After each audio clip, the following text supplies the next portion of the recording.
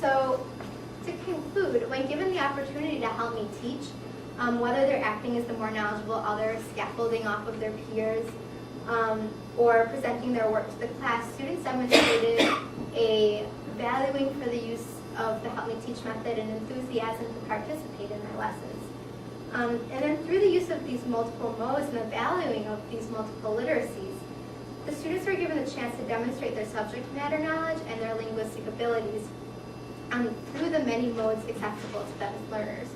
So, as Sweet said, the various symbolic forms used in our society to create and convey meaning, literary text, mathematics, science, art, music, dance, poetry, and the like, possess their own parameters of possibility for the construction and recovery of meaning. So in this sense, by incorporating a value for multiple modes into the classroom, the students are learning that it's important to use these multiple modes and to incorporate them and to value all these different multiple modes and multiple literacies when they're learning and when they're creating their own projects. And it's important for them to analyze and construct meaning using these various materials and literacies surrounding them every day, both throughout their lives at home and their lives at school. And these are some of the people I referenced.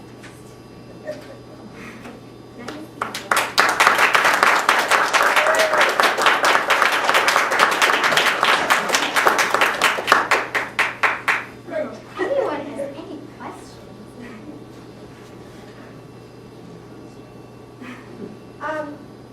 One question, let me get what I had. Oh, yeah, I had a question a little bit about the oral reading, not just because I didn't understand exactly what it was. So when they got up there in front, the oral speaking was good.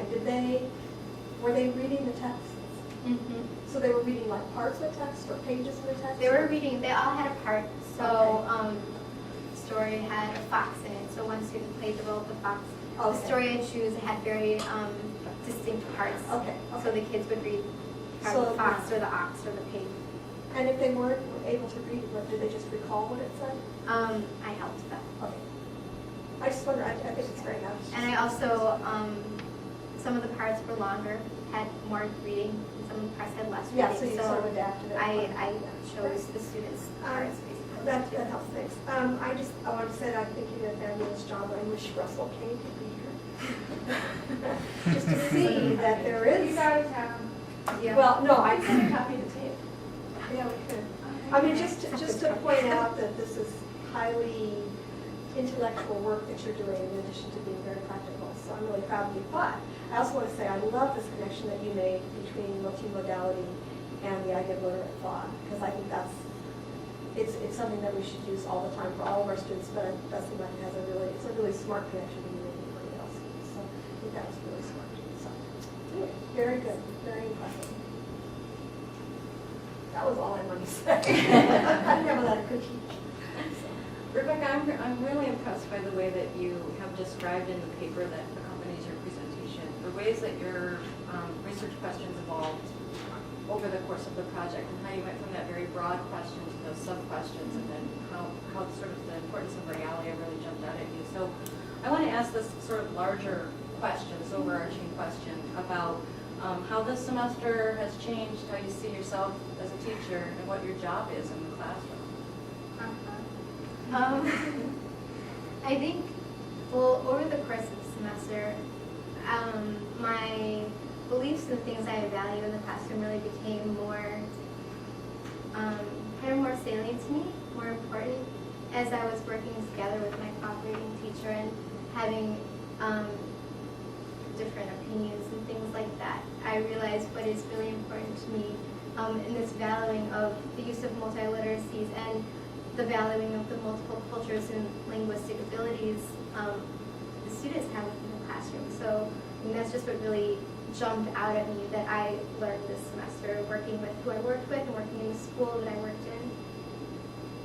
Can you give us a specific example about something that changed for you in relation to this project? I mean, as I was reading through the paper and listening to your presentation, I was really struck, for example, by the emphasis that you're putting on engagement. In other words, behavior that shows I'm engaged, rather than on literacy, which is something that you also recognize as really important. And when we think about first grade, we think a lot about literacy. reading and writing specific things, but you've chosen to focus on something different, and I'm wondering how it's working in your head. I think actually perhaps regards to kind of a shift in focus on literacy is the parameters existing in that school and in that classroom in regards to the ways that literacy could be taught and dealt with. And so I worked with what I was allowed to work with. And some of those ways of teaching literacy and working with literacy were different than what I would have liked to have done if I was in a different place. So maybe the fact that I was focusing so much on these multiple literacies and different modes of learning is related to that fact that I had to kind of step back away from what it was that I wanted to do in some areas and kind of push for what I wanted to do in other areas. Good. I don't know if that answers your question. That's an important skill to have. Yes. Rebecca, this was lovely, and I just want to say, if teaching doesn't work out for you, clearly you can be an academic, because to call a picture a two-dimensional visual cue, that's a real skill. But I actually have a question about that. So you said sort of in passing that that's where your project started, but that you found them not to be very useful, and so that part of that was moving on and finding other things. And I, like in my thinking about teaching, I often find negative examples to be really interesting things to think about. And I just wonder if you can say, what was it that gave you the impression that they weren't having the effect that you wanted them to have? Can you talk about that a little bit? Yeah. Well, like I said, I started out, I tried to use pictures. I used up ink cartridges, printing out all this clip art. And I did continue to use the clip art and the pictures throughout with just about everything. But when just talking and using the clip art and pictures, or just presenting information using these pictures, it did help some of the students to give them kind of a concrete example of what it was that I was talking about. But at the same time, for those students who were having a hard time paying attention due to other factors, maybe they were distracted, or they just didn't understand it all, or they were worried about something, or someone next to them was talking, the pictures didn't really draw them into the lesson.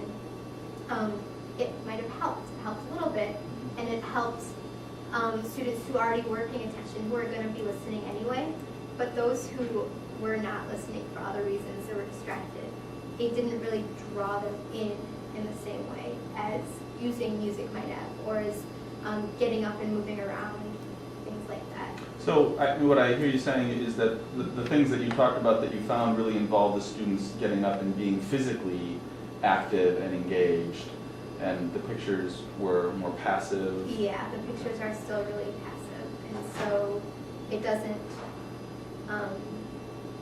allow them to take that step to be part of the lesson. They're watching it, but they're not part of it.